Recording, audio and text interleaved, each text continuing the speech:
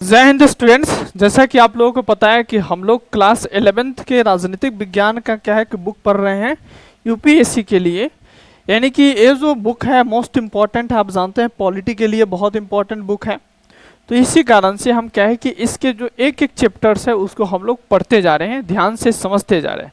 ठीक, आज ये जो क्लास है ये तीसरा क्लास है। पहले दो ऑलरेडी रिकॉर्डेड है, एक तो लाइव क्लास लिए थे, एक दूसरा है रिकॉर्डेड है, 25-30 मिनट का है। अगर आप नहीं देखे होंगे तो देख लीजिएगा प्लीज़, मेरा रिक्वेस्ट है। उसके बाद फिर इस क्लास को देखिएगा, ठीक है। तो आइए शुरू करते हैं। तो हम लोग ये सब कुछ पढ़ा दिए थे आपको, क्या क्यों कैसे ये सब क्या है। संविधान ये बुक इम्पॉर्टेंट इसलिए है क्योंकि आपको पता है कि यूपीएससी में क्या है कि कंसेप्चुअल क्वेश्चंस पूछा जाता है। अगर आप इस बुक को पढ़ते हैं तो PYQs जो होता है उसको लगाएंगे तो आपको पता चलेगा कि जो कंसेप्ट्स है इस बुक से बहुत ऐसे कंसेप्ट्स है जो सॉल्व हो जाता है। तो इसलिए पॉलिटी के लिए इस बुक को क्या है कि समझिए एक रामबाण की तरह समझने के लिए तो बड़ी इंपॉर्टेंट बुक है। तो आइए इसको हम लोग समझते हैं, कंटिन्यू करते हैं, ठीक है। तो कल मैं आपको यहाँ तक समझा चुका था कि कैसे कैसे संविधान है, क्या है और क्यों संविधान की ज़रूरत है, और संविधान हम कैसे बनाते हैं, क्यों बनाते हैं, अगर संविधान न होगा तो क्या दिक्कत है, क्या परेशानी है, ये सब हम लोग बात कर चुके थे, ठीक है। फिर एक लास्ट पॉइंट आया था कि संविधान ठीक है हमने बनाया लिखा, लेकिन ये जरूरी होता है कि संविधान को प्रभावी बनाया जाए, है ना। कि प्रभाव की उस जो संविधान है, संविधान का प्रभावी होना अनेक कारणों पर निर्भर करता है। कि अगर हमने एक लिखित कानून बनाया, एक लिखित दस्तावेज बनाया, लेकिन अगर प्रभावित रूप से वो प्रभाव में नहीं आ पा रहा है, यानी इम्प्लीमेंट नहीं कर पा रहे हैं, तो फिर उस कानून व्यवस्था को लिखने का क्या ही मतलब है, कोई मतलब नहीं बनेगा। यानी कि हम कहें कि चलिए आज खाना तो बनाए लेकिन खाए नहीं, है ना, अगर खराब हो गया तो फिर खाना बनाने का कोई मतलब नहीं है। तो इससे बेहतर है कि खाना नहीं बनाते। तो इसलिए संविधान अगर हम बनाए हैं तो संविधान को लागू करना भी उतना ही इम्पोर्टेंट है, अदरवाइज संविधान बनाने का कोई मतलब नहीं रह जाएगा, ठीक है। तो आइए आगे समझते हैं कि संविधान को प्रचलन में लाने का तरीका क्या है, यानी कि संविधान को हम लागू कैसे करें, और फिर जो हम संविधान में जो सारी चीज़ें लिखे हैं वो सारे बात जो कोड ऑफ कंडक्ट बनाए हैं, वो नियम कानून जो बनाए हैं, उसको कैसे हम प्रचलन में लाएंगे, उसको कैसे हम अपने ऊपर लागू करेंगे, ठीक है। अगर लागू नहीं करेंगे तो फिर उस संविधान का क्या ही मतलब है, ठीक है। तो देखिए आगे कि संविधान को प्रचलन में लाने का तरीका क्या है। तो इसका मतलब है कि कोई संविधान कैसे अस्तित्व में आया, किसने संविधान बनाया और उसके पास इसे बनाने की कितनी शक्ति थी, कि भैया कैसे अस्तित्व में आया, संविधान बनाया किसने और कैसे अस्तित्व में आया, और उसके पास बनाने की कितनी शक्ति थी, यानी जो भी व्यक्ति संविधान बनाएगा उसके पास कितना शक्ति था, ठीक है। अनेक देशों में संविधान इसलिए निष्प्रभावी होते हैं क्योंकि वे सैनिक शासकों या ऐसे अलोकप्रिय नेताओं द्वारा बनाया जाता है जिनके पास लोगों को अपने साथ लेकर चलने की क्षमता नहीं होती है ना। मार्क द पॉइंट कि भैया दुनिया में जो आपको संविधान देखता है जो निष्प्रभावी है, जिसका इम्प्लीमेंटेशन नहीं हो पाता है, उसका मेन रीजन ये होता है कि उस संविधान जो बनाया गया है उसके पास क्या है कि लोगों का कंसेंट नहीं है। लोग चाहता ही नहीं है कि संविधान बने, लेकिन कुछ सो कॉल्ड ज्ञानी लोग आएगा, वो कहेगा कि चलो आज संविधान बनाते हैं और संविधान को हम अपने देश में लागू करेंगे, ज़बरदस्ती लागू करेंगे, ज़बरदस्ती नियम कानून बनाऊंगा। अगर आप किसी भी देश में किसी भी व्यक्ति पे लागू करते हैं तो फिर नहीं चलेगा, यानी लोगों की सहमति होना जरूरी है। और ये भी इम्पोर्टेंट है कि कौन बना रहा है। जैसे हमारे देश में हमारा जो संविधान बनाया, संविधान सभा ने बनाया, कॉन्स्टिट्यूएंट असेंबली ने बनाया। तो वो जो कॉन्स्टिट्यूएंट असेंबली थे उसमें जितने भी लोग थे वो सब महान लोग थे, महान लीडर्स थे, ऐसे लीडर्स थे जिन्होंने अपने जीवन का, अपने परिवार का निछावर कर दिया इस देश को क्या है स्वतंत्र करने के लिए, इस देश को अच्छा बनाने के लिए, एक फ्री नेशन बनाने के लिए सॉरी।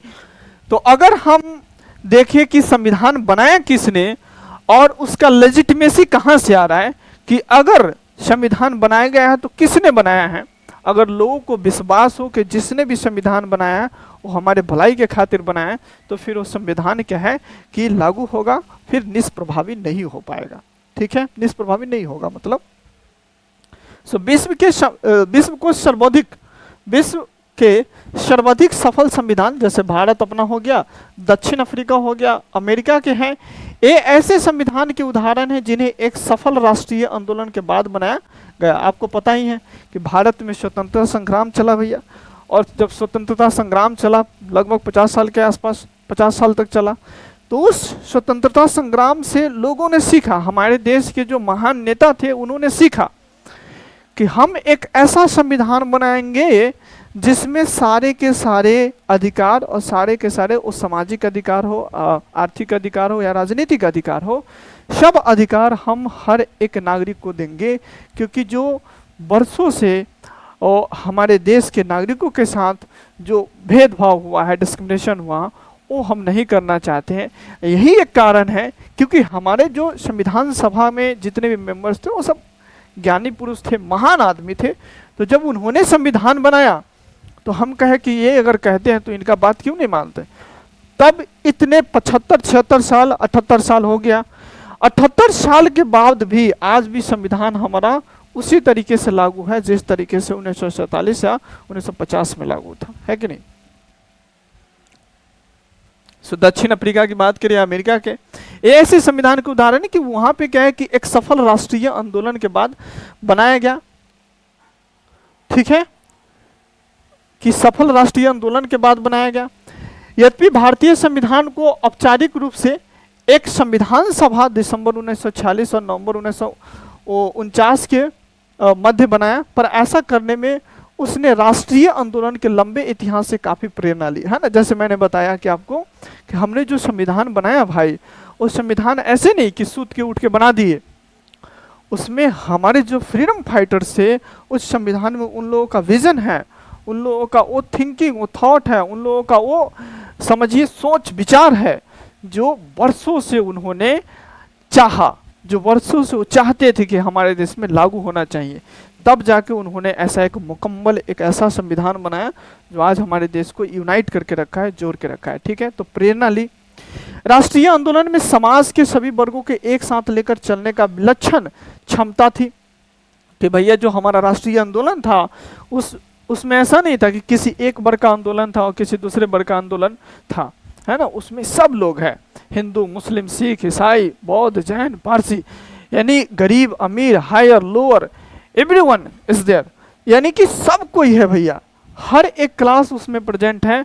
और सीधे बोल रहे हैं कि अंग्रेजों भारत छोड़ो, नहीं भारत छोड़ेगा तो हम तुमको छोड़वा देंगे, देश दुनिया से छोड़वा देंगे, है ना। तो जो हमारा इतिहास रहा है, कल भी मैं आपको बताया था कि इतिहास क्या है, डिसाइड करता है कि फ्यूचर क्या होने वाला है, या प्रेजेंट में जो चीजें हो रहा है वो किस कंटेक्स्ट में हो रहा है, कैसे हो रहा है, वही डिसाइड करेगा कि फ्यूचर क्या होगा, है ना। जो एग्जाम्पल्स लोग सेट करता है वही एग्जाम्पल्स बाद में लोगों के लिए प्रेरणा बनता है।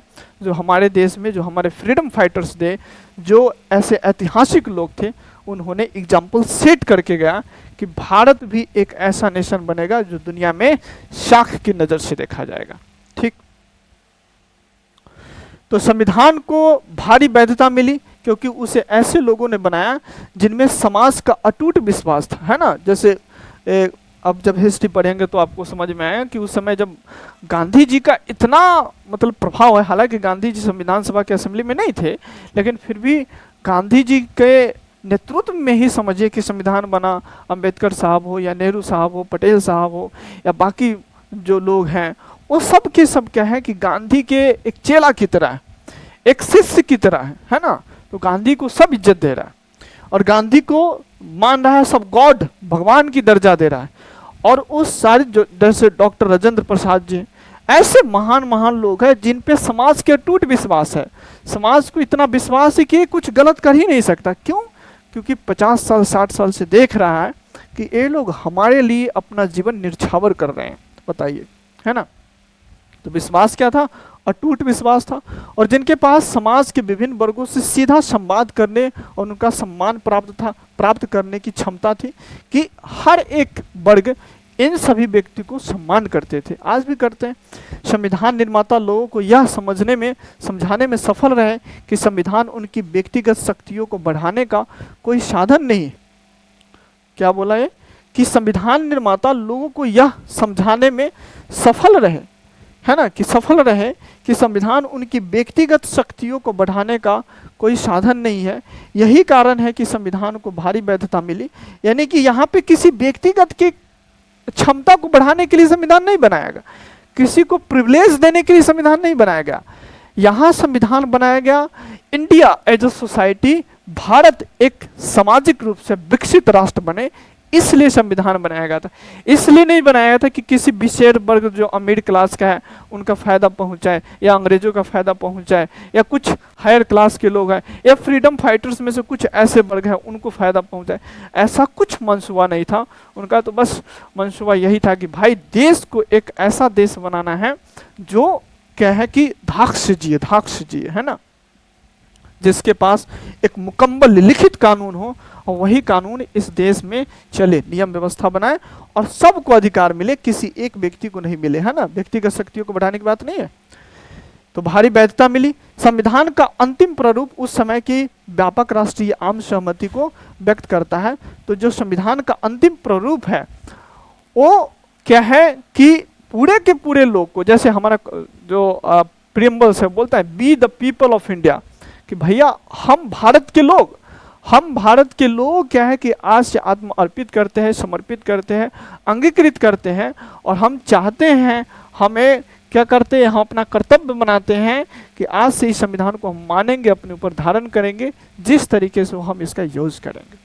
ठीक, 1949 26 नवंबर 1949 आप देखेंगे प्रीएम्बल में जो डेट लिखा है।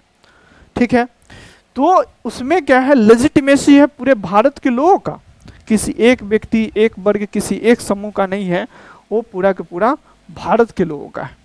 ठीक है, कुछ देशों ने अपने संविधान पर पूर्ण जन संग्रह क्या लिया, कुछ देशों ने अपने संविधान पर पूर्ण जनमत संग्रह कराया, जिसमें सभी लोग अपनाए जा रहे संविधान के पक्ष या विपक्ष में राय देते हैं। यानी कि कुछ देश में क्या है कि लोग जनमत संग्रह करवा लेते हैं कि चलो बनाए कि नहीं बनाए, किसके पास बनाने का हक होना चाहिए। सब लोग राय देता है अपना पक्ष विपक्ष में कि ठीक है बना लो, नहीं बना लो, बनाते हो तो उसको मत रखना, नहीं बना रहे हो तो फिर ठीक है मेरा भी बात मानो, है ना।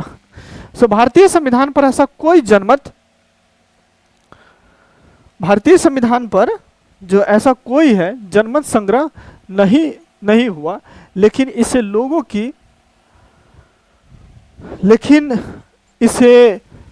की ओर से प्रबल शक्ति प्राप्त थी, क्योंकि यह बहुत ही लोकप्रिय नेताओं की सहमति और समर्थन पर आधारित था, और लोगों ने उनके प्रावधानों पर अमल करके उसे अपना लिया, है ना, कि वो जो प्रावधान है उस पर अमल करके अपना लिया। क्योंकि इसमें जो लोग हैं, जैसे मैं आपको बार बार बोल रहा हूँ कि ऐसे महान लीडर्स, ऐसे लीडर्स है यार जिसकी क्या ही बात करें, है ना।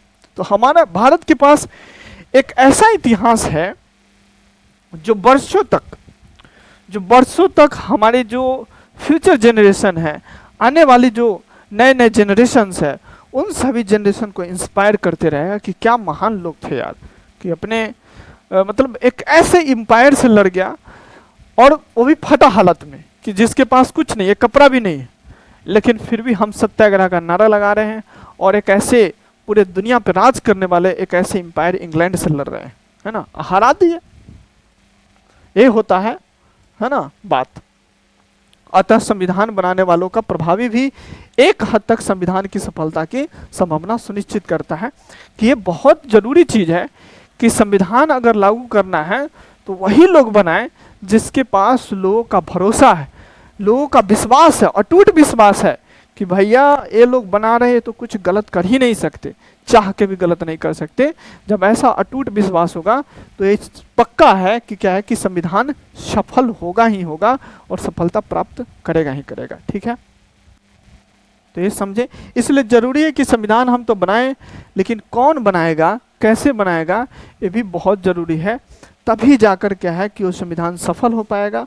आप देख लिए हमारे बगल में ही पाकिस्तान भाई है, हालांकि पाकिस्तान से कंपेयर हम क्या करें, बाकी दुनिया के देख लीजिएगा। तो ये लोग संविधान बनाया, लेकिन लागू हो, क्यों लागू होगा, क्योंकि मूर्ख लोगों ने बनाया, है ना। मोहम्मद अली जिन्ना जैसे बेवकूफ़ इंसान जो धर्म के नाम पर राष्ट्र को बांट दिया, वो सब क्या ही कर पाएगा। ठीक है। दूसरा, संविधान के मौलिक प्रावधान कि एक सफल संविधान यह विशेषता, एक सफल संविधान की यह विशेषता है कि वह प्रत्येक व्यक्ति को संविधान के प्रावधानों का आदर करने का कोई कारण अवश्य देता है ना। कि एक सफल संविधान का ये क्या है कि एक विशेषता है कि वो सभी व्यक्ति को संविधान को आदर करने का क्या है कि कुछ ना कुछ कारण देगा, कि अवश्य देगा कि भैया हाँ, जैसे पीछे बताया कि संविधान को आप सम्मान क्यों करेंगे, जब क्योंकि संविधान किसी एक व्यक्ति विशेष के लिए नहीं है, किसी एक पर्सन के लिए नहीं है। वो संविधान क्या है कि सभी के लिए, हर एक वर्ग के लिए है, हर एक इंडिविजुअल के लिए, हर एक व्यक्ति के लिए है ना। क्योंकि उसमें आपका अधिकार भी प्रोटेक्ट किया जा रहा है, उसमें आपके बारे में भी बात किया जा रहा है, दूसरे के बारे में बात किया जा रहा है, और दोनों के बीच में समानता बनाने की बात किया जा रहा है। तब फिर संविधान को आपको मानना पड़ेगा, ऐसे तो आप खारिज नहीं कर सकते, है ना। तो अगर संविधान की ये विशेषता एक ये भी है कि संविधान को आपको क्या है कि सम्मान करना पड़ेगा, सम्मान स्वाभाविक है करना पड़ेगा, क्योंकि संविधान आपको क्या है कि समान मान रहा है, इक्वल मान रहा है, और आपको भी वही चीजें दे रहा है जो हर कोई को दे रहा है। ठीक।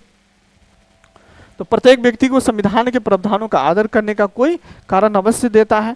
उदाहरण के लिए, जिस संविधान में बहुसंख्यकों को समाज के अल्पसंख्यक समुदायों का उत्पीड़न करने की अनुमति दी गई हो, वहां अल्पसंख्यकों के पास कोई कारण नहीं होगा कि वे संविधान के प्रावधानों का आदर करें, है ना। अब बताइए, कहीं बहुसंख्यक जो है, जो मेजोरिटी में है लोग, वो जो माइनॉरिटी वाले लोग हैं उनके साथ अगर भेदभाव करे और संविधान में भी ये लिख दे कि जो मेजोरिटी वाले लोग हैं वो माइनॉरिटी के साथ क्या है कि गलत व्यवहार करेगा, तो क्या उस संविधान को कोई भी लोग क्या उसको सम्मान करेगा? नहीं करेगा।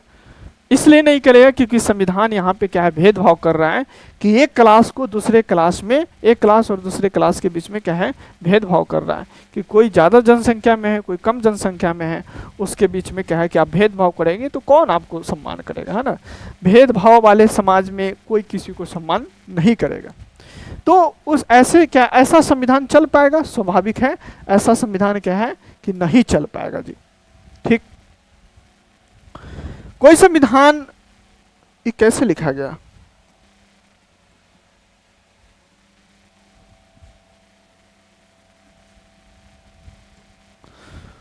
कोई संविधान अन्य लोगों की तुलना में कुछ लोगों को ज्यादा सुविधाएं देता है या सुनिश्चित ढंग से समाज के छोटे छोटे समूहों की शक्ति को और मजबूत करता है, तो उसे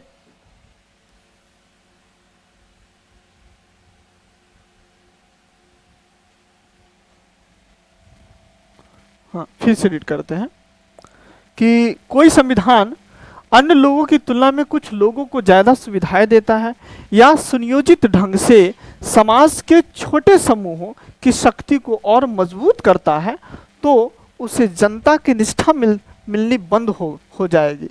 यानी कि जो छोटे समूह हैं, यानी डिस्क्रिमिनेशन करेगा कि भैया आप छोटे समूह हैं या बड़े समूह हैं तो आपके पास ज़्यादा प्रिविलेज है, जो मेजोरिटी है या जो अमीर क्लास है उसके पास क्या है कि अधिकार अधिकार नहीं है, आपके पास ज़्यादा अधिकार है, तो स्वाभाविक है उस संविधान को लोग क्यों सम्मान करेगा, है ना।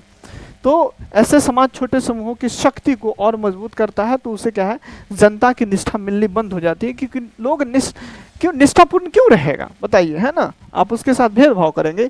यदि कोई समूह यह महसूस करे कि उसकी पहचान को दबाया जा रहा है, तो उसके पास संविधान को मानने का कोई कारण नहीं होगा, है ना। कि ये भी हो सकता है कि किसी समूह के पहचान को आप इग्नोर कर रहे हैं कि नहीं नहीं तुम तो बस ऐसा ही हो, तुम्हारा क्या होगा, ऐसा ही मान लो कि राम कहानी, है ना। तो फिर उस संविधान को मानने का फिर वो बंदा क्यों मानेगा, फिर वो व्यक्ति उस संविधान को सम्मानित क्यों करेगा, या उस संविधान में जो प्रावधान है उन सभी प्रावधान को वो क्यों मानेगा? क्यों? क्योंकि उसके साथ भेदभाव हो रहा है, वो संविधान उसके साथ भेदभाव कर रहा है। ठीक। कोई भी संविधान खुद से न्याय के आदर्श स्वरूप की स्थापना नहीं करता, लेकिन उसे लोगों को विश्वास दिलाना पड़ता है कि वह बुनियादी न्याय को प्राप्त करने के लिए ढांचा उपलब्ध कराता है ना। कि भाई वो जो संविधान है वो न्याय नहीं करता, लेकिन एक स्ट्रक्चर प्रोवाइड करता है कि इन सभी नियम कानून को फॉलो कीजिए, आप हर एक व्यक्ति को न्याय मिलेगा। जैसे हमारा संविधान है भाई, हमारे संविधान में कि फंडामेंटल राइट्स भी है और साथ ही साथ डीपीएसपी भी है, और दोनों इंश्योर करता है कि समाज में जो कुछ ऐसे वर्ग हैं जिनके साथ वर्षों से भेदभाव हुआ है वो भी ना हो। समाज में कुछ ऐसे लोग हैं जिनके पास बहुत पैसा है, बहुत ज़्यादा संसाधन है, कुछ ऐसे लोग हैं जिनके पास संसाधन नहीं है, तो इसके बीच में क्या है कि समानता इस्टेब्लिश किया जाए। तो ये इंश्योर करता है, यानी ये किस लिए इंश्योर करता है, ताकि न्याय मिले, हर एक इंसान को, हर एक व्यक्ति को न्याय मिले और उसे फील ना हो कि मेरे साथ गलत हुआ या संविधान उसके साथ अन्याय कर रहा है ना, भेदभाव कर रहा है। ऐसा नहीं फील होना चाहिए। तब जाके हम कहेंगे कि वो संविधान अच्छा है, या वो संविधान एक बुनियादी ढांचा प्रदान कर रहा है ताकि समाज में जस्टिस, न्याय इस्टेब्लिश हो सके। ठीक है, तो आगे देखिए क्या मतलब सुंदर सा लिखा है कि संविधान के मौलिक प्रावधान ऐसा होना चाहिए। ठीक है, जैसे नेपाल के संविधान के निर्माण का विवाद के बारे में समझ लीजिए थोड़ा सा, कि नेपाल में दिक्कत क्या, परेशानी क्या। तो संविधान बनाना कोई आसान और सुगम काम नहीं है। स्वाभाविक सी बात है कि एक संविधान बनाना कोई आसान काम थोड़ी ना है, या देश के हर वर्ग को, हर एक इन व्यक्ति को क्या है, किसी एक बेसिक पॉइंट पे, किसी एक बुनियादी नियम कानून पे सहमत बनाना इतना आसान तो है नहीं। तो उसके लिए विजन की जरूरत है, उसके लिए सोच विचार की जरूरत है। वो सोच विचार हमारे देश में, हमारे महान लोगों के पास अच्छा था, है ना, खूब था। नेपाल संविधान बनाने की एक जटिल प्रक्रिया का उदाहरण है। जैसे 1948 के बाद से नेपाल में 5 संविधान बना, 5 संविधान बनाया जा चुका है। 48 में बना, 51 में बना, 59 में बना, 60 के करीब, फिर 62 में बना और 2090 में बना और 1990 में बना। 5 बार बना चुका है। और नेपाल है इतना को भुच्ची सी निवाल है, और फिर भी 5 बार संविधान बना है। और भारत हाथ भी पसारो फिर भी नहीं आएगा, है ना। तो ऐसा क्या है कि भारत के संविधान आज भी हमारे देश में उसी तरीके से लागू है, लोग उसी तरीके से सम्मान करता है जिस तरीके से पहले किया जाता था, या जब भारत आज़ाद हुआ तब किया जाता था, या संविधान बना तब किया जाता था 1950-51। और ऐसा क्या है नेपाल में कि यहाँ पे बार बार संविधान बनाए जाने की को बनाया जा रहा है, या बनाए जाने की जरूरत पड़ रहा है। Why is it there? तो समझिए क्या है। लेकिन ये सभी संविधान नेपाल नरेश द्वारा प्राप्त किए गए। 1990 में संविधान द्वारा बहुदलीय लोकतंत्र की शुरुआत की गई। अच्छा, 1990 में संविधान द्वारा बहुदलीय लोकतंत्र की शुरुआत की गई, पर अनेक क्षेत्रों में नरेश के पास अंतिम शक्तियां बनी रही, है ना। नरेश यहाँ पे राजा की बात कर रहा है। पिछले वर्षों में नेपाल में सरकार और राजनीति की पुनर्संरचना के लिए सशस्त्र राजनीतिक आंदोलन चल रहा था। ठीक है जी, कि नेपाल में सरकार और राजनीति की पुनर्संरचना, यानी फिर से बदलो इस स्ट्रक्चर को, ढांचा को, तो उसके लिए सशस्त्र राजनीतिक आंदोलन चल रहा था। उसमें प्रमुख मुद्दा यही था कि संविधान में राजा की भूमिका क्या होनी चाहिए, कि अगर संविधान हम बनाते हैं तो ये जो नरेश साहब है, राजा जी, उनका क्या भूमिका होना चाहिए और उनके पास कितना अधिकार हो। हाँ, ये सब भी तो हमें देखना पड़ेगा। नेपाल के कुछ समूह राजतंत्र नामक संस्था को ही खत्म करने और गणतांत्रिक सरकार की स्थापना करने के पक्ष में थे, कि कुछ ऐसे लोग विचारे कि ये राजा वाजा हटाओ यार, लाओ डेमोक्रेसी लाओ, छोड़ो ये सब, है ना। कुछ लोगों का मानना था कि राजा की सीमित भूमिका के साथ संवैधानिक राजतंत्र का बना रहना उपयोगी रहेगा। कि कुछ लोग कह रहे हैं कि नहीं, चलो मोनार्की सिस्टम इस्टेब्लिश कर दो और थोड़ा मोरा काम कर ले। राजा भी कहे कि चलो थोड़ा मेरा पास तो पावर है ना, आप समझ रहे हैं ना। ठीक, तो स्वयं राजा भी शक्तियों को छोड़ने के लिए तैयार नहीं था। राजा ने अक्टूबर 2002 में समस्त शक्तियों को अपने हाथ में ले लिया। कि दुनिया में जो इतना लड़ाई हो रहा है, इतना जो युद्ध हो रहा है, किस लिए हो रहा है? बिकॉज ऑफ पावर, ग्रीड, है ना, कि भैया मुझे भी शक्ति चाहिए, कि सर्वोसरा मैं ही बनूं दुनिया में, बस मेरा नाम हो, दुनिया के लोग सिर्फ मेरे को पूजा करें। ऐसा हो सकता है? बताइए आप। दुनिया के लोग तो बेवकूफ़ नहीं है। अगर बेवकूफ़ होता तो फिर हम डेमोक्रेसी नाम का एक व्यवस्था क्यों ही बनाते, सिस्टम क्यों ही बनाते, है ना। तो राजा ने सोचा कि चलो एक बार और गंगा नहा के आते हैं, लेकिन ऐसा थोड़ी ना होगा। बहुत सारे राजनीतिक दल और संगठन एक नई संविधान सभा के गठन की मांग कर रहे थे, कि बहुत सारे राजनीतिक दल भी और क्या है कि संगठन भी, कि नई संविधान सभा बनाओ। नेपाली कम्युनिस्ट पार्टी, जिसको माओवादी बोलता है, कि नेपाली कम्युनिस्ट पार्टी जनता द्वारा चुनी गई संविधान सभा के संघर्ष में सबसे आगे थी, कि भैया अगर संविधान सभा बनता है तो वो जनता के द्वारा चुना होना हो चाहिए, कि अगर जनता चुनती है संविधान सभा को तो उन्हीं के पास हक होना चाहिए संविधान लिखने का, अदरवाइज चुपचाप बैठो। हाँ, ये माओवादी लोगों का मानना है, ठीक है। अंततः जब जन प्रदर्शन के दबाव के सामने झुकते हुए राजा को एक ऐसी सरकार बनानी पड़ी जो आंदोलनकारी दलों को स्वीकार थी, कि जो आंदोलन लोग कर रहे थे तो स्वाभाविक है जनता की बात नहीं मानोगे आप, कैसे नहीं मानोगे, जनता ही सर्वोसरा है यार, किसी भी देश में जनता ही सर्वोसरा। आप अगर जनता को ही दबाओगे तो फिर राजा जी फिर आपको, है ना, राजगद्दी से निकाल दिया जाएगा। फिर इस सरकार ने राजा की लगभग सभी शक्तियां छीन ली। 2008 में नेपाल ने राजतंत्र को खत्म किया और लोकतांत्रिक गणराज्य बनाया। अंततः नेपाल ने 2015 में नए संविधान को अपनाया, और फिर 2015 में क्या है कि संविधान, एक नया लोकतांत्रिक संविधान बनाया। कहाँ? नेपाल में, ठीक है। यानी इससे हमें क्या पता चलता है कि 5 बार इन्होंने संविधान लिखा, लेकिन असफल है, सफल हो ही नहीं पा रहा। क्यों? क्योंकि लोगों का उसमें कंसेंट नहीं है, लोगों का सहमति नहीं है। जब लोग सहमति अपना दर्ज करता है तब स्वाभाविक है वो चलेगा ही चलेगा, लेकिन यहाँ पे क्या है कि सहमति है नहीं। जैसे अभी जेनजी प्रोटेस्ट हुआ था नेपाल में, ये भी समझिए कि कुछ जो वहाँ पे दल है उसी का क्या है कि दबदबा था।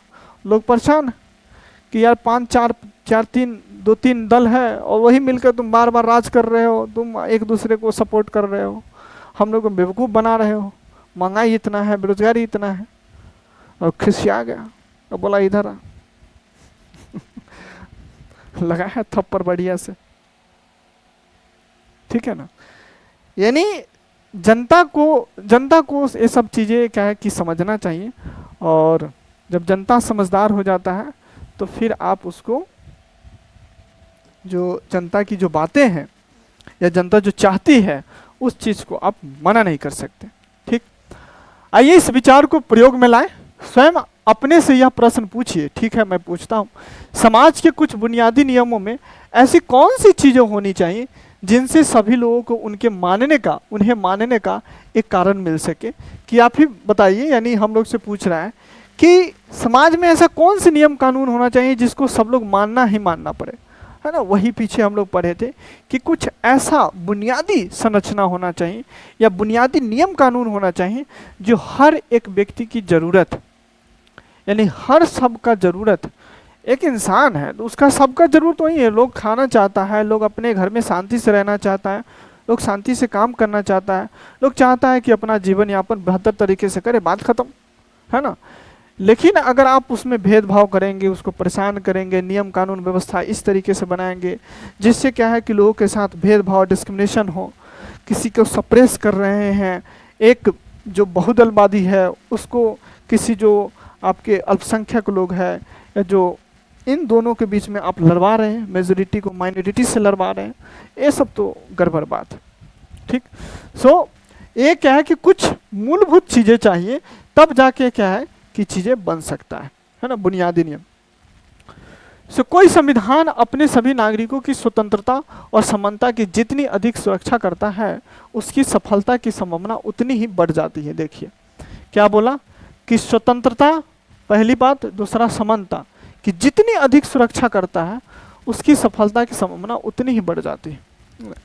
इसको आप रिलेट कीजिए इंडियन कॉन्स्टिट्यूशन से, अपने संविधान से कनेक्ट कीजिए कि हमारा संविधान कैसे बात करता है। हमारा संविधान कहता है कि भैया तुम पूरा फ्री है, तुमको जिधर जाने का, खाने का, जो मानने का, जैसे रहने का शौक है, डू इट, तुम्हारे ऊपर है ना, मजे करो बेटा, मजे करो। जैसे पापा एक बोलता है ना अपने बच्चों को, जाओ बेटा जी ले अपनी जिंदगी, जा रूपा जा, जी ले अपनी जिंदगी। नहीं, अंजलि बोलता है ना, जा अंजलि जा, जी ले अपनी जिंदगी। तो हमारा संविधान वही बोलता है कि जा बाबू जा, जी ले अपनी जिंदगी। यानी सबको इक्वल और सबको क्या है कि स्वतंत्रता प्रोवाइड करता है। मोटे तौर पर कहें तो क्या भारतीय संविधान प्रत्येक नागरिक को एक ऐसा कारण देता है जिससे वह उनकी उसकी सामान्य रूपरेखा का समर्थन कर सके? बिल्कुल स्वाभाविक है कि एक न एक क्या है कि ऐसा कारण देता है, क्योंकि सबको स्वतंत्रता समानता चाहिए ही। सब चाहता है कि मैं भी हवा में उड़ूं, है ना, पंछी बने उड़ता फिरूं मस्त गगन में, तो सब चाह रहा है। लेकिन अगर ये आप गगन में नहीं उड़ने देंगे तब तो आपको गगन बना देगा। सो इस पुस्तक को पढ़ने के बाद आप इस प्रश्न का हाँ में उत्तर देने की स्थिति में होने चाहिए। ऑफकोर्स माय डियर कि हम लोग क्या है कि हाँ कहने के उत्तर में प्रश्न को हाँ के जवाब देने में हम लोग क्या है कि सक्षम है कि संविधान इसलिए होना चाहिए ताकि सभी व्यक्ति को समान और स्वतंत्रता दे सके और सभी को अपने इच्छा के अनुसार से, है ना, अल्टीमेट कहे कि भैया जाओ तुम फ्री हो, टोटल, है ना, टोटल फ्रीडम, इसको बोलते हैं टोटल फ्रीडम, कि टोटल फ्रीडम मिलेगा, जाओ जाओ एंजॉय करो, है ना, कि जाओ तुम पूरी तरीके से फ्री हो। ठीक, आगे देखिए। तो संविधान अगर सफल होना चाहता है, अगर संविधान को आप सफल करना चाहते हैं तो जरूरी है कि उस संविधान को क्या है कि ऐसे लोगों की सहमति प्राप्त हो, यानी लोगों की सहमति हो, या ऐसे लोग बनाएं जो जिसपे पूरे के पूरे समाज, पूरे के पूरे देश विश्वास करता हो, अटूट विश्वास करता हो। ठीक, थोड़ा सा पानी पी लेते हैं।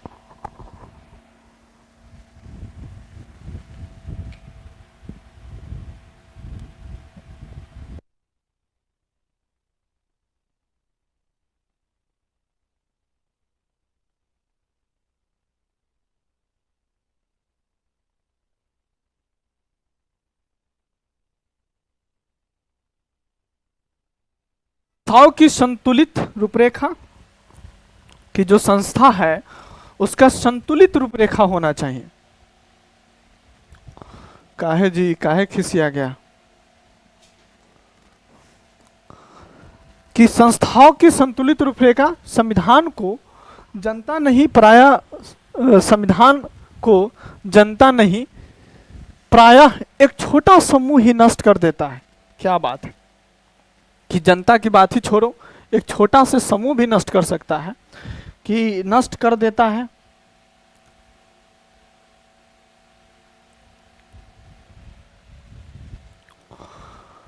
क्योंकि वह अपनी शक्तियां बढ़ाना चाहता है ना, कि एक छोटे से समूह क्या है कि अपना शक्ति बढ़ाने की कोशिश कर रहा है कि जितना से जितना पावर एक्युमुलेट कर ले, हमारे पास ज़्यादा पावर, जैसे इस नेपाल की बात था, राजा जी चाह रहे थे कि सारे पावर हमारे पास हो। ठीक है, तो ढंग से बनाए संविधान में शक्तियों को इस प्रकार बांट दिया जाता है जिससे कोई एक समूह संविधान को नष्ट न कर सके। कि अगर संविधान को क्या है कि अगर आप ढंग से बनाते हैं, बेहतर तरीके से बनाते हैं, तो उसमें क्या है कि जो शक्तियां हैं उसको आप इस तरीके से बांट देते हैं जिससे कोई एक समूह संविधान को नष्ट न कर सके, है ना। एक बात कर रहा है, डिवीजन ऑफ पावर्स की बात कर रहा है कि भैया पावर आप इस तरीके से बांट दीजिए, शक्ति को इस तरीके से बंटवारा कर दीजिए कि कोई एक समूह उस संविधान को बर्बाद ना कर पाए, है ना, जैसे हमारे देश में है। संविधान की रूपरेखा बनाने की एक कारगर विधि यह सुनिश्चित करना है कि किसी एक संस्था का सारी शक्तियां पर एकाधिकार न हो, है ना, कि कोई एक संस्था हो, जैसे मान लीजिए कि हमारे देश में है जुडिशरी है, एग्जीक्यूटिव और लेजिस्लेचर है ना, या कार्यपालिका, न्यायपालिका और विधायिका है। अब एक कार्यपालिका, विधायिका या न्यायपालिका में से किसी एक जो इंस्टीट्यूशंस है उसके पास क्या है कि सारे के सारे शक्ति हम दे दे, है ना, जैसे मान लीजिए पार्लियामेंट में सारे के सारे शक्ति निहित कर दे, लो भैया तुम जिस तरीके से संसद हो कानून बनाओ, जैसे मन है तैसे बनाओ, तो गड़बड़ हो जाएगा। तो संविधान का क्या करेगा, फिर से संविधान चेंज कर देगा संसद, है ना, मोदी जी का दिमाग घूम जाएगा तो गड़बड़ हो जाएगा। लेकिन हमारे देश में ऐसा नहीं हो सकता, क्योंकि हमारे पास एक सुप्रीम कोर्ट है, हमारे पास जुडिशरी न्यायपालिका है। ये सुनिश्चित करता है कि भैया नहीं, जो संविधान के मूलभूत ढांचा है उसमें छेड़छाड़ मत कीजिए, चाहे जो हो जाए, छेड़छाड़ नहीं होना चाहिए। अगर आप छेड़छाड़ करेंगे तो हम छिड़ जाएंगे, फिर तो हम आपको छेड़ देंगे, ठीक है। फिर कहता है कि ऐसा करने के लिए शक्तियों को कई संस्थाओं में बांट दिया जाता है। उदाहरण के लिए भारतीय संविधान शक्ति को एक समान धरातल पर विधायिका, कार्यपालिका और न्यायपालिका जैसे संस्थाओं और स्वतंत्र संवैधानिक निकायों जैसे निर्वाचन आयोग भी है इसमें, आदि में बांट देता है। कि ये सारे जो इंस्टीट्यूशंस है, ये जो सारे संस्थाएं हैं, ये सारे के सारे संस्थाएं इंश्योर करता है कि संविधान उसी तरीके से काम करे जिस तरीके से काम करना चाहिए, है ना। ऐसा नहीं कि क्या है कि विधायिका उठ के खड़ा हो, कहे कि आज से संविधान चेंज, है ना। कार्यपालिका कहे आज से मैं ये जो नियम कानून है उसको लागू नहीं करूंगा, मेरी मर्जी है, मैं जो कानून बनाऊंगा उस तरीके से लागू करो, है ना। या इधर न्यायपालिका बोले कि चलो तुम लोग जब घूम ही रहे हैं तो मैं भी थोड़ा मनाली होके आ जाता हूँ, तो चलो मैं भी घूमता हूँ। तो ये भी कहे कि आज से संविधान का व्यवस्था नहीं चलेगा, मैं जो जजमेंट्स दूंगा, मैं जो यहाँ पे रूल्स नियम बनाऊंगा वही चलेगा, छोड़ो बात खत्म करो। निर्वाचन आयोग कहे कि चलो मैं उसी सरकार को क्या है कि सपोर्ट करूंगा या उसी को ऐसा ही जिता दूंगा जो मेरा बात माने, है ना। तो ये जो सारे के सारे संस्थाएं सुनिश्चित करता है कि पावर, शक्ति किसी एक इंस्टीट्यूशन, एक संस्था में संकेंद्रित ना हो पाए, ठीक। इसी को डिवीजन ऑफ पावर बोलता है, बांट देता है। इससे यह सुनिश्चित हो जाता है कि यदि कोई एक संस्था संविधान को नष्ट करना चाहे तो अन्य दूसरी संस्थाएं उसके अतिक्रमण को नियंत्रण कर लेगी, है ना। कि अगर कोई अतिक्रमण करना भी चाह रहा है एक संस्था, तो दूसरी संस्था उसको बचाएगा। Hello, I am here, go back, तो गो बैक, है ना। जैसे कई बार हमारा जो विधायिका है वो कुछ ऐसे नियम कानून व्यवस्था बना देता है जिससे क्या है कि लगता है कि संविधान को छेड़छाड़ करने की उम्मीद से किया जा रहा है। तो फिर हमारे पास न्यायपालिका है, न्यायपालिका बोलता है कि हुजूर this is unconstitutional, please don't do that, है ना। या बोलता है कि ये हमारे क्या है कि बेसिक स्ट्रक्चर को वायलेट कर रहा है ना, इसलिए आप नहीं कर सकते। ये हमारे जो न्यायपालिका है उस चीज़ को बचा लेता है, क्योंकि इनके पास भी पावर है। नहीं नहीं नहीं, ऐसा नहीं किया जा सकता, ठीक है। तो अतिक्रमण को नियंत्रित कर लेगी। अवरोध और संतुलन के कुशल प्रयोग ने भारतीय संविधान की सफलता सुनिश्चित की है। कि ये जो पावर डिवाइड है कि इधर विधायिका है, इधर आपके कार्यपालिका है, इधर आपके न्यायपालिका है, तो ये जो पावर्स डिसाइड है, ये जो पावर डिसाइड है, ये सब क्या है, एक दूसरे को चेक्स एंड बैलेंस करता है ना। एक दूसरे को सुनिश्चित करता है कि तू गलत तो कुछ नहीं कर रहा ना, हाँ गलत करियो मत, और डंडा लगेगा, है ना।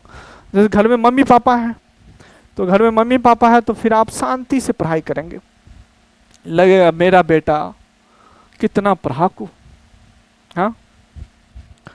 और जब मम्मी पापा कहीं चले गए तब बेटा का उडंडाई देखो, तब अपनी बेटी का उडंडाई देखो, तो पंखा में लटक के कूदकेगा, है ना।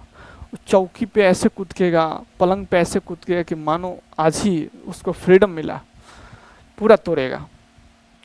तो यही बात है कि जब तक कंट्रोल करने वाले आपके ऊपर कुछ ना हो, मजाक कर रहा हूँ, है ना, कि कंट्रोल अगर नहीं करने वाले हो आपको, तो फिर आप अनकंट्रोल तरीके से बिहेव करेंगे कि मैं ही तो हूँ, चलो आज किचन साफ करते हैं ना।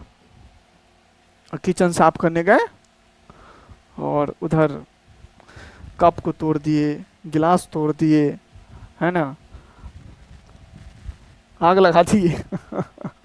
चलिए, तो संस्थाओं की रूपरेखा बनाने में इस बात का भी ध्यान रखा जाता है कि उसमें बाध्यकारी मूल्य, नियम और प्रक्रियाओं के साथ अपनी कार्यपालिका में लचीलापन का संतुलन होना चाहिए, जिससे वह बदलती आवश्यकताओं और परिस्थितियों के अनुकूल अपने को ढाल सके, है ना। ये भी जरूरी है कि जो ये संस्थाएं हैं या जो आप जो मूल्य बनाए हैं, जो नियम बनाए हैं, प्रक्रिया जो बनाए हैं, इसमें क्या है कि कार्य प्रणाली में क्या है कि लचीलापन होना चाहिए, कि फ्लेक्सिबिलिटी होना चाहिए, कि समय के हिसाब से जो परिवर्तन हो रहा है, जो टाइम चेंज हो रहा है, उसके हिसाब से वो चीज़ें बदलता भी रहे।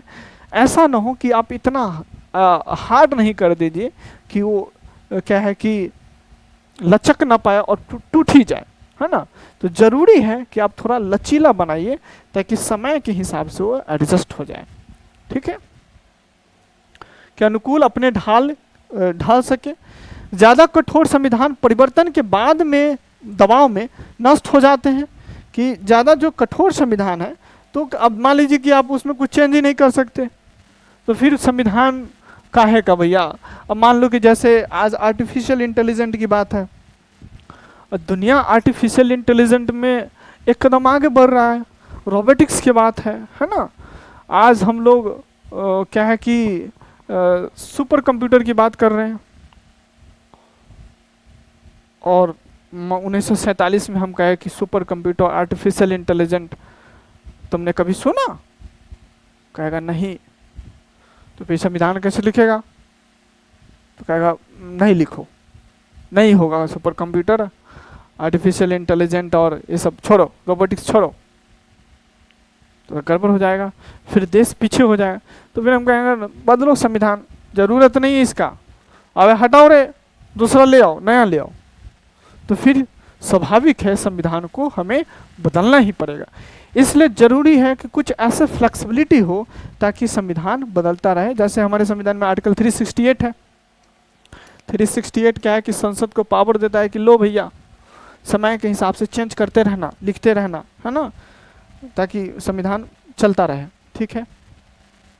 आगे देखिए, तो परिबंध, ठीक है। यदि दूसरी ओर ज्यादा कठोर संविधान परिवर्तन के बाद दबाव में नष्ट हो जाते हैं, और दूसरी ओर यदि संविधान अत्यधिक लचीला है तो वह समाज को सुरक्षा और पहचान न दे सकेगा।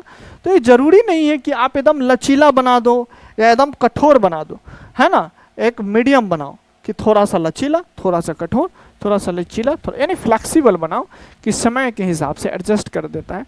इसलिए इंडियन कॉन्स्टिट्यूशन को बोला जाता है, एक क्या है कि पॉलिटिकल साइंटिस्ट है, लॉयर समझिए, जरिस्ट है, उनका नाम है केसी वैरे साहब, एम लक्ष्मीकांत में दिया है।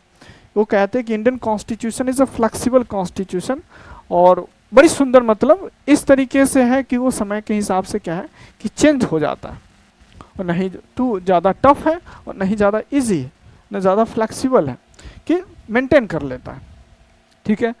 सबल संविधान प्रमुख मूल्यों की रक्षा करने और नई परिस्थितियों के अनुकूल स्वयं को ढालने में एक संतुलन रखते हैं। आप भारतीय संविधान निर्माताओं की समझदारी को 9वें अध्याय संविधान एक जीवन और जीवंत दस्तावेज महसूस करेंगे, जिसमें भारतीय संविधान को एक जीवंत दस्तावेज की संज्ञा दी गई है ना, कि Indian constitution is a living document, है ना। नेहरू जी ने कहा कि भैया अगर आप संविधान अगर रिजिड बना देते हैं, है ना, फ्लेक्सिबल नहीं बनाते हैं, तो फिर क्या है कि जो ह्यूमन बींग है, जो इवॉल्व कर रहा है, नए नए चीज़ें आ रहा है, उसको आप अंडरमाइन कर देंगे, है ना। आप क्या है कि एक ऐसा ऑथोरिटी साहब बना कर जाएंगे, एक ऐसा व्यवस्था बना कर जाएंगे जो आने वाला फ्यूचर जनरेशन है उसके भविष्य को बर्बाद कर देगा। इसलिए ज़रूरी है कि अपने विजडम पे तो भरोसा हो, लेकिन आने वाले लोगों को विजडम पे भी भरोसा हो कि हाँ वो लोग ठीक कर लेगा, ठीक है। इसलिए इंडियन कॉन्स्टिट्यूशन को एक जीवंत लिविंग डॉक्यूमेंट बोलता है कि भले 200 वर्ष क्यों ना हो, चलता रहेगा, क्योंकि मस्त तरीके से, बिंदास तरीके से लिखा गया, ठीक है। अपने प्रावधानों में परिवर्तन की संभावना और एक हद तक ठोस रूप में संतुलन बैठाकर संविधान सुनिश्चित करता है कि वह दीर्घ आयु होगा और जनता का आदर प्राप्त करेगा, कि भैया उसका लंबा टाइम पीरियड चलेगा। अगर चेंज ही नहीं कर पाएंगे तो फिर आप टूट जाएंगे, बिखर जाएंगे। इसलिए ज़रूरी है कि समय के साथ खुद को चेंज कीजिए। इस संविधान की बात ही नहीं हो रहा है, अब आपके जीवन के बारे में बात हो रहा है कि समय के हिसाब से खुद को चेंज कीजिए। कि बच्चे थे तो चलो थोड़ा सा खेल लिए, पढ़ लिए, थोड़ा सा मौज कर लिए, कर लिए, लेकिन अब जवान हो गए, नौजवान हो गए हैं, तो अब आपका जिम्मेवारी है कि अपने करियर को सेटल करें, है ना। थोड़ा सा और पुश करें, थोड़ा सा और पुश करें, थोड़ा सा और मेहनत करें, ठीक है। सॉरी, यानी समय के हिसाब से हमें चीज़ों को चेंज करता रहना चाहिए। अगर हम चेंज नहीं करेंगे तो फिर बाबू गड़बड़ हो जाएगा। फिर वो रोटी क्या है कि बासी हो जाएगा और फिर टाइट हो जाएगा, फिर हम खा नहीं पाएंगे। तो ज़रूरी है कि हम रोटी को ढंग से रखें और तरीके से समय पे खा जाएं।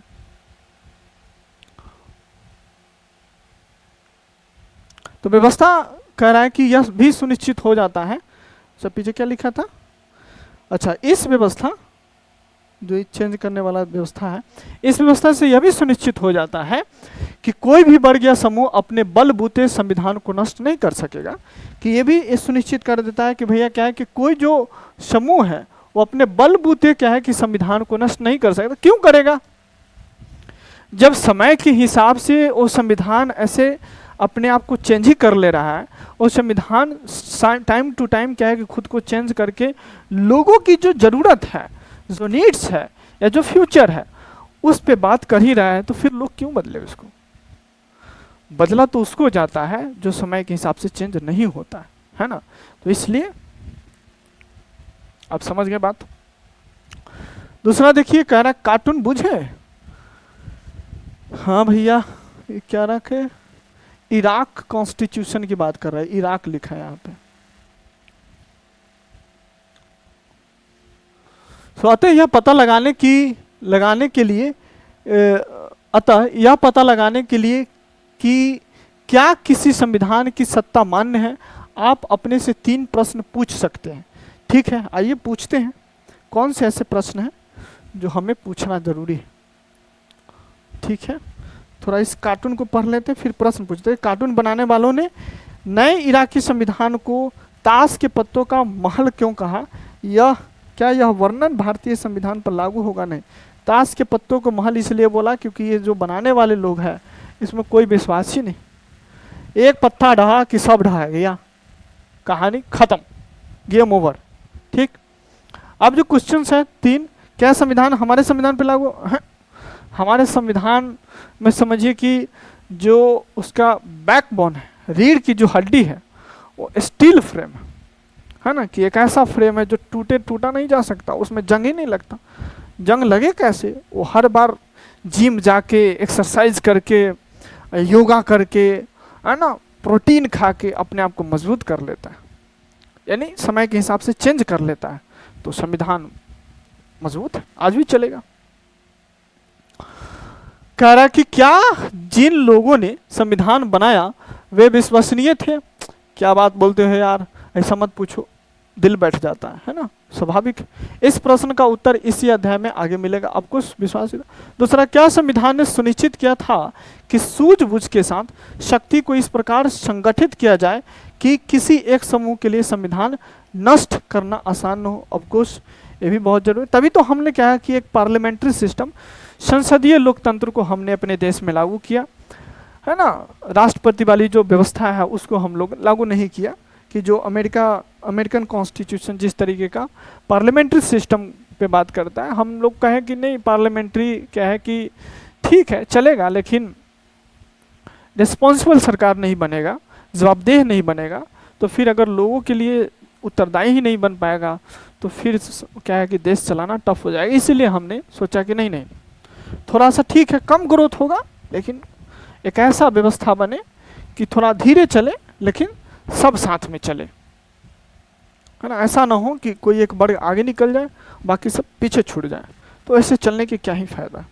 ठीक, और सबसे अधिक महत्वपूर्ण बात यह है कि क्या संविधान सबको कुछ ऐसा कारण देता है कि वे संविधान का पालन करें? कारण तो देता ही देता।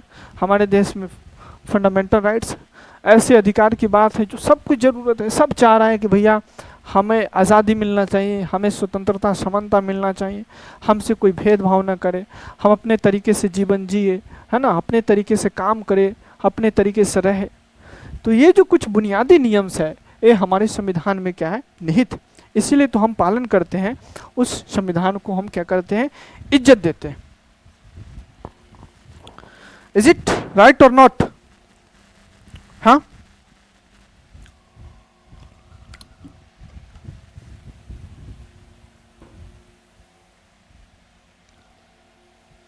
आगे कह रहा है कि इस पुस्तक के अधिकतर हिस्से में इसी प्रश्न का उत्तर दिया गया। अच्छा ठीक है, अच्छी बात है, दीजिए। हम भी उस उत्तर को समझने पढ़ने के लिए बेताब हैं ना। तो संविधान द्वारा लोगों की निष्ठा, ठीक है किधर, अच्छा इधर इधर थे हम लोग। तो भारतीय संविधान कैसे बना, आइए थोड़ा इसके कहानी को पढ़ते हैं, समझते हैं कि आखिर इंडियन कॉन्स्टिट्यूशन बना कैसे, कि आज भी एक कॉन्स्टिट्यूशन एक लिविंग डॉक्यूमेंट है, एक जीवंत दस्तावेज की तरह जिंदा है और हमारे देश में लोगों को न्याय सुनिश्चित करता है। हाउ इज इट पॉसिबल, है ना, हुआ ही कैसे। तो भारतीय संविधान कैसे बना, आइए देखिए कि भारतीय संविधान कैसे बना। औपचारिक रूप से एक संविधान सभा ने संविधान को बनाया जिसे अविभाजित भारत में निर्वाचित किया गया था। इसकी पहली बैठक 9 दिसंबर 1946 को हुई और फिर 14 अगस्त 1947 को विभाजित भारत के संविधान सभा के रूप में इसकी पुनः बैठक हुई, है ना, कि 14 अगस्त 1947 को जब हम आज़ाद हो गए तो फिर से इनका बैठक हुआ। 9 दिसंबर 1946 को भी हुआ था पहले, ठीक है जी। संविधान सभा के सदस्य 1935 में स्थापित प्रांतीय विधानसभाओं के सदस्य द्वारा अप्रत्यक्ष विधि से चुने गए थे, यानी डायरेक्ट चुने हुए नहीं थे कि कुछ जो शान शौकत वाले पैसे वाले लोग हैं वही लोग चुने थे, कुछ जमींदार हो गया, पढ़े लिखे लोग हो गए, तो इनडायरेक्ट चुने हुए थे। लेकिन इन लोगों को क्या है कि समाज का क्या है कि पूरे तरीके से सपोर्ट था और ऐसे व्यक्ति थे कि ये लोग अगर नहीं भी चुने हो फिर भी आओ भैया काम कर लो, है ना। तो संविधान सभा की रचना लगभग उसी योजना के अनुसार हुई जिसे ब्रिटेन मंत्रिमंडल की एक समिति जिसे कैबिनेट मिशन ने प्रस्तावित किया था। इस योजना के अनुसार कैबिनेट मिशन आया भारत में और जिस तरीके से वो कहा कि चलो एक भारत के लिए संविधान बनाओ, पाकिस्तान के लिए बनाओ, उस तरीके से हम लोगों ने क्या है कि संविधान सभा बनाया, ठीक। प्रत्येक प्रांत, देशी रियासत या रियासतों का समूह को उनकी जनसंख्या के अनुपात में सीटें दी गई, ओके, ठीक है, कि जितना देशी रियासतें में जनसंख्या उसके हिसाब से क्या सीटें दी गई। मोटे तौर पर 10 लाख की जनसंख्या पर एक सीट का अनुपात रखा गया, ठीक है। ये कुछ डाटा है आपको बता रहा है कि आखिर था ही कैसे, है ना। लेकिन आप तो जानते ही हैं कि ये जो जितने भी लोग थे हमारे संविधान सभा के मेंबर्स थे उसमें महान लोग थे, तो चुने नहीं भी होते फिर भी लोगों का सपोर्ट है। तो परिणाम स्वरूप ब्रिटिश सरकार के प्रत्यक्ष शासन वाले प्रांतों को उन्हें 292 सदस्य चुने थे तथा देशी रियासतों के न्यूनतम 93 सीटें आवंटित की गई थी। तो क्या है कि जो ब्रिटिशर्स एरिया, जिस एरियाज पे ब्रिटिशर्स कंट्रोल कर रखा था यानी ब्रिटिश टेरिटरी था, ठीक है, वहाँ से 292 सदस्य हुआ और बाकी जो देशी रियासतें थे छोटे छोटे राजे महाराजे वहाँ से 93 सीटें आवंटित की गई, ठीक है। प्रत्येक प्रांत की सीटों को 3 प्रमुख समुदायों जैसे मुस्लिम हो गया, सिख हो गया, सामान्य, उनमें जनसंख्या के अनुपात में बांट दिया गया कि ठीक है कि सब लोग उसमें रिप्रेजेंट कर सके, ठीक है, 3 प्रमुख समुदायों में।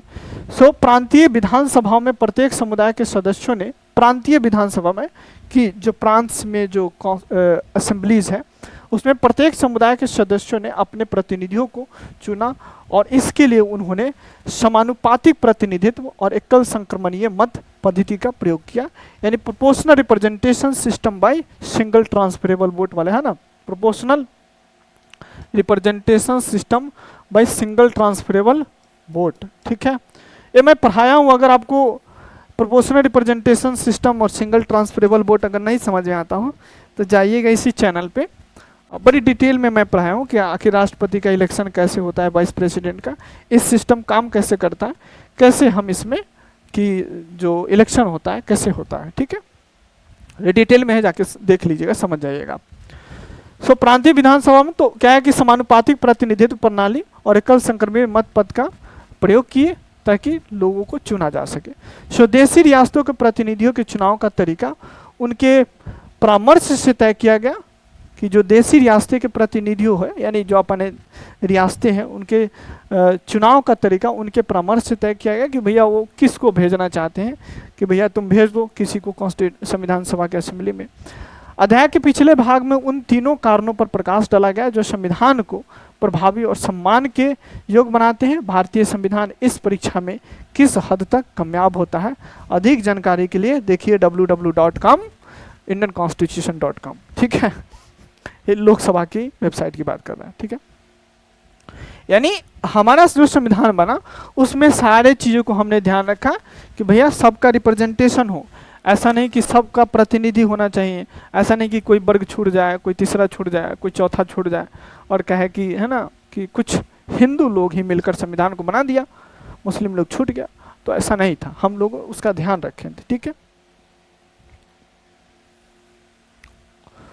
अच्छा इतना जो पीछे हम लोग पढ़े, ये कितने नंबर पेज है, थोड़ा रुकिए तो।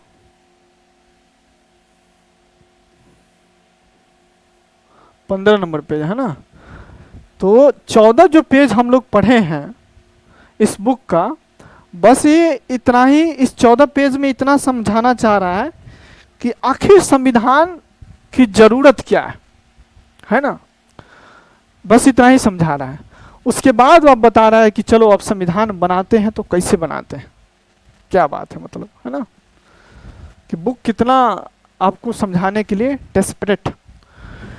सो अपने राजनीतिक लोकतंत्र, आपने राजनीतिक लोकतंत्र को हमें सामाजिक लोकतंत्र का रूप भी देना चाहिए कि अपने राजनीतिक लोकतंत्र को हमें सामाजिक लोकतंत्र का रूप भी देना चाहिए। स्वाभाविक सी बात है कि अगर राजनीतिक लोकतंत्र को सिर्फ हम सामाजिक लोकतंत्र के रूप नहीं दे पाएंगे तो गड़बड़ हो जाएगा, है ना कि समाज में लोगों का सबका कंसेंट होना चाहिए, सबका सहमति होना चाहिए कि बस आप राजनीतिक रूप से कुछ लोगों को चुन लाए, वो सब कहा कि हाँ हाँ हाँ हाँ हाँ तो हो गया, गड़बड़ हो जाएगा, फिर वो संविधान नहीं चल पाएगा।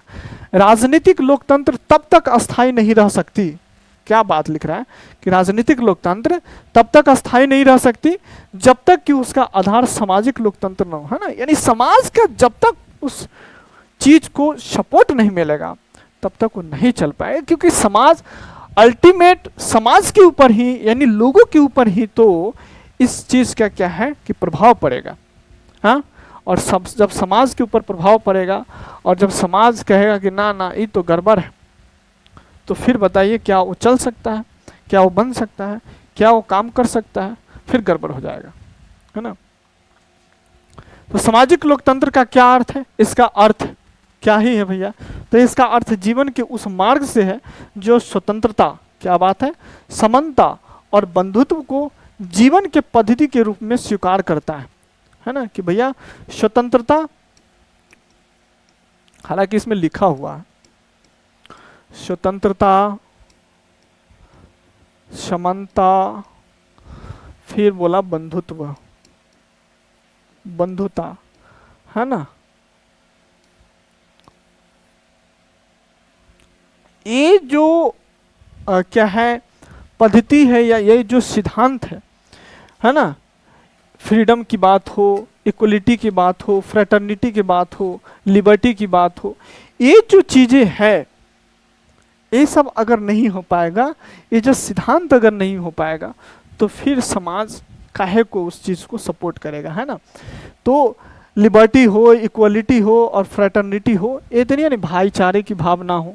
अब इतने अलग अलग लोग हैं, कैसे एक साथ एक समूह के रूप में रहे, सबसे बहुत बड़ा चैलेंज है।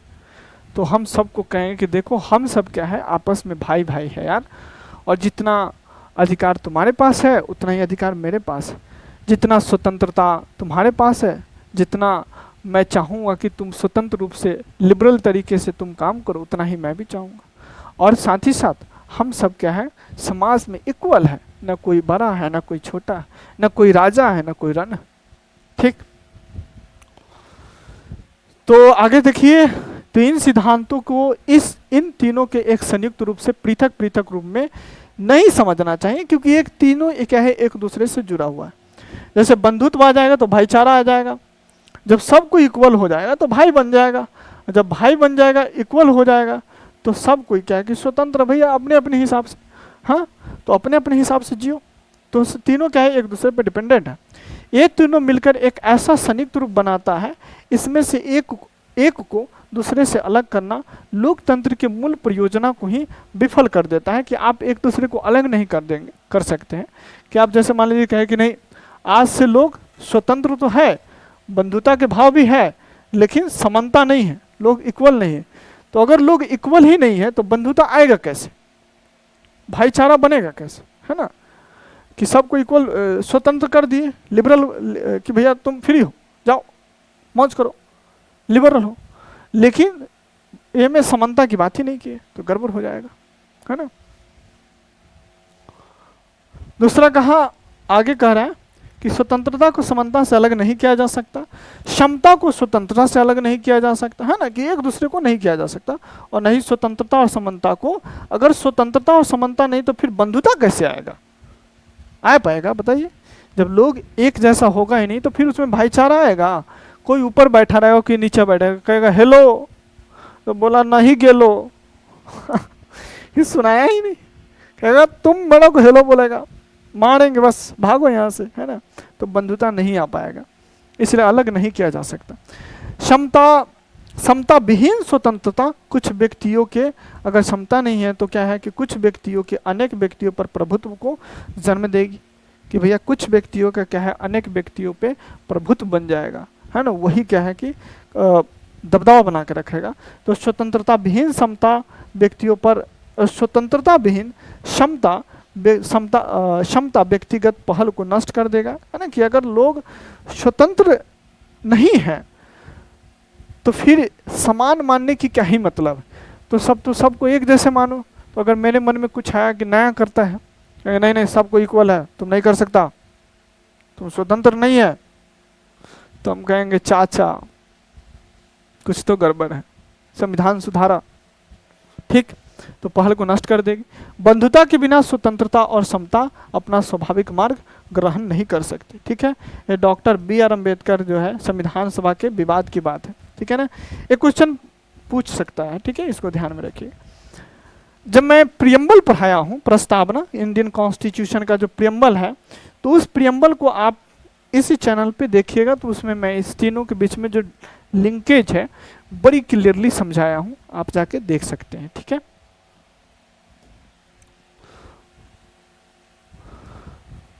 तो तीनों क्या है, एक दूसरे से जुड़ा है, it is interlinked between each other, among each other, ठीक है। क्या आपकी कक्षा में स्वतंत्रता, समानता और बंधुत्व के सिद्धांत को व्यवहार में लाया जाता है? इसको एक साथ कैसे व्यवहार में लाया जा सकता है, अपने साथियों के साथ चर्चा कीजिए कि कैसे लाया जा सकता है। कि अगर व्यक्ति स्वतंत्र है तो भाई सब इक्वल है, अगर सब इक्वल है तो फिर बंधुत्व आ ही जाएगा, अगर ऐसा नहीं हो पाएगा तो गड़बड़ हो जाएगा, है ना। मान लीजिए आपको खेलने का मौका दिया जा रहा है, ठीक है, एग्जाम्पल लीजिए कि आपको खेलना बहुत पसंद है, आपको खेलने का मौका दिया जा रहा है कि यू, लेकिन मान लीजिए आपके आसपास कुछ लोग हैं, उसको क्या है खेलने का मौका नहीं दिया जा रहा है, तो उसके पास क्या है कि स्वतंत्रता है ही नहीं, तो क्या आप में और इसके बीच में क्या इक्वलिटी हुआ? नहीं हुआ भैया, है ना। क्या ये सब समान हुआ, इक्वल हुआ? हाँ, तो इक्वल हुआ ही नहीं। तो जब इक्वल हुआ ही नहीं तो फिर क्या फ्रेटर्निटी आएगा, क्या बंधुत्व बन पाएगा? नहीं बन पाएगा, स्वाभाविक सी बात, ठीक है। आई होप आप इस कंसेप्ट को समझ रहे होंगे, क्लियरली समझ रहे होंगे। तो संविधान सभा का स्वरूप क्या है, इसको हम लोग कल करते हैं। आज के लिए इतना ही रहने दीजिए बाबू, है ना। इस तीनों जो चीज है इसको क्या है कि समझिए और संजोने की कोशिश कीजिए, अपने सबकॉन्शियस माइंड में लेकर इसको समझने की प्रयास कीजिए। और फिर हम लोग कल मिलते हैं, फिर कल हम लोग पढ़ेंगे, अच्छे से पढ़ेंगे। बाकी आगे जो कंसेप्ट है, क्योंकि अब यहाँ पे क्या है, ये स्टोरीज कम मिलेगा आपको, कंसेप्ट सीखने को मिलेगा। जैसे आज कुछ कंसेप्ट आपको मिला, उसी तरीके से आपको कंसेप्ट समझने का मौका मिलेगा, ठीक है। सो बहुत बहुत धन्यवाद आपके पेशेंस के लिए, सुनने के लिए, समझने के लिए। अगर इस सभी में जो मैं पढ़ाया इसमें कुछ डाउट हो तो आप ज़रूर कमेंट कीजिएगा, अगर कुछ गलतियाँ हो तो माफ़ कर दीजिएगा। और धन्यवाद, थैंक यू सो मच।